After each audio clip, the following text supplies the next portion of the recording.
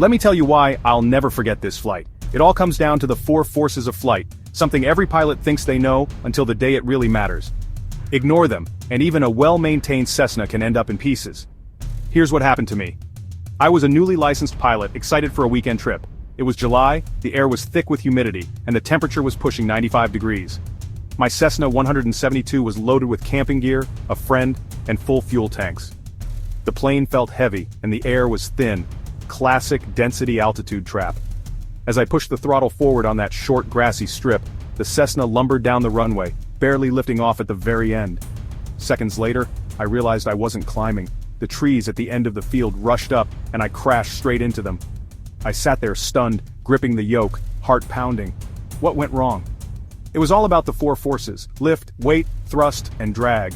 I'd learned them in ground school, but I hadn't respected them in the real world. My lift couldn't beat the weight. With the plane overloaded and the air so humid and thin, I just couldn't get airborne.